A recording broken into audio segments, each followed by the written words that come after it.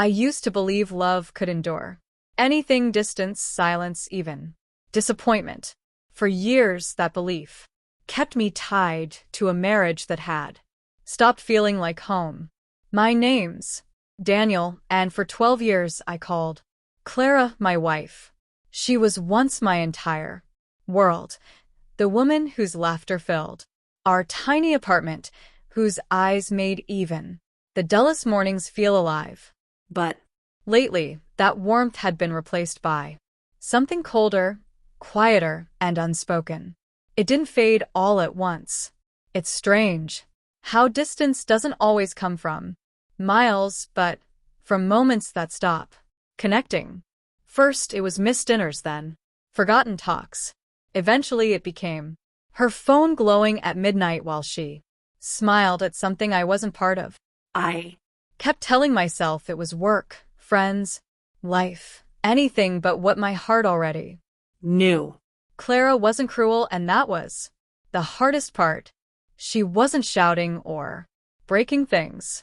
She was simply gone, still present in body, but her heart had moved out long before.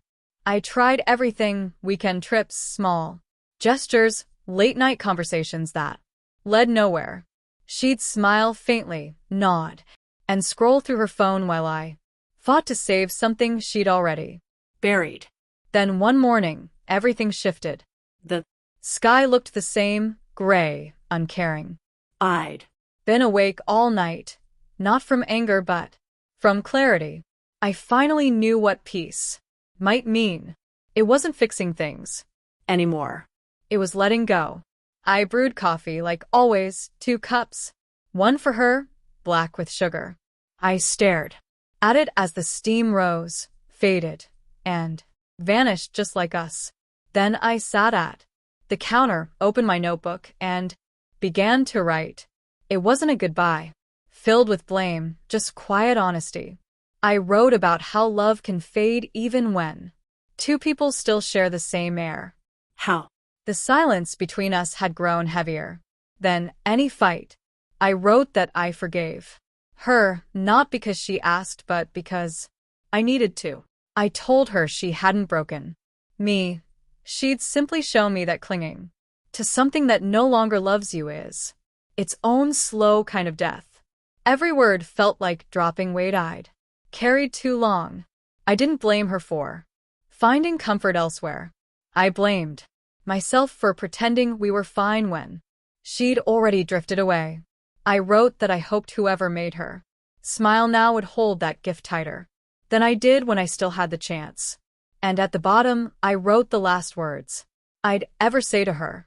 Asterisk, I'm leaving this house the same way I entered it, loving you, but knowing it's time to go. Asterisk. I placed the note beside her untouched coffee and looked around one last time. The walls still held our laughter. The air still carried her perfume, but it didn't feel like home anymore. I walked to the door, closed it softly, and stepped into a quiet that didn't hurt. Hours later, she came home. I wasn't there to see it, but I could imagine the sound of her keys hitting the counter, the shuffle of her shoes, the moment her eyes found the folded paper with her name written in my hand. Maybe she thought it was another note asking her to talk. Maybe she thought it was something simple. But when she opened it, I know she realized it wasn't a plea. It was freedom for both of us. And that's when she broke. Clara told me months later how she found it. She said she'd walked in humming, scrolling through messages, distracted by a group chat that had nothing to do with me. Then she saw the coffee, my cup half empty, still warm. That's when she knew. The letter was folded neatly, her name in the corner.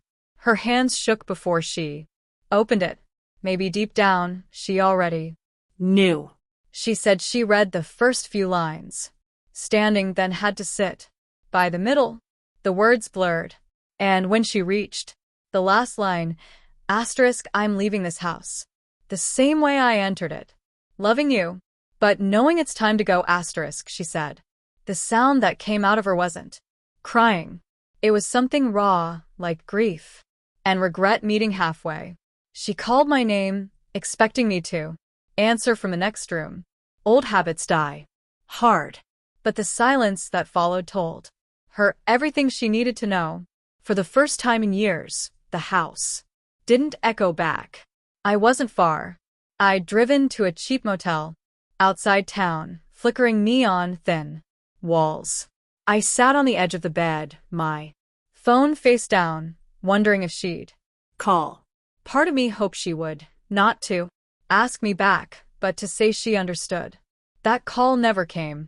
Instead, the next morning I got a text. Asterisk, I didn't realize what I'd lost until you stopped trying. Asterisk.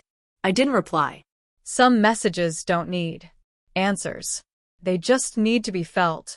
For weeks, I replayed memories, her laughter, her scent, the way she leaned into me on long drives. It all felt like watching a film of someone else's life. You know the ending, but still wish it would change. Clara told friends she never saw it coming. Said I was patient, constant, the man who'd never leave. She wasn't wrong. But patience is limits, and love without return becomes survival. Months passed. I moved into a small apartment near the coast, trading city. Noise for the hum of the sea. It felt strange relearning solitude, but in that silence I finally heard myself again. I realized I hadn't lived in years, just existed between her moods, waiting for a version of her that no longer existed. One evening, I received a letter from her. Shaky handwriting, unfamiliar. She said she finally understood why I left, that my silence was louder than all the words she ignored. She wrote about reading my note every morning, how it reminded her that love can't be delayed and still expected to stay. She ended with, asterisk, you deserved better than my silence, asterisk. I didn't respond, not out of anger, but because closure isn't a conversation. It's acceptance. I folded her letter once, slipped it into the same notebook as mine, and closed it for good. Sometimes I still think of her, if she's found peace, if she's learned to smile without guilt. But I don't ache anymore. What once felt like loss now feels like release.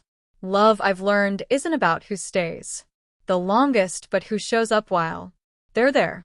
And when someone stops showing up, it's okay to walk away quietly, with love still in your heart, but peace finally in your hands. Maybe she cried because she finally saw what I'd felt all along. Or maybe because she realized too late that good people don't leave to hurt you. They leave because staying has begun to.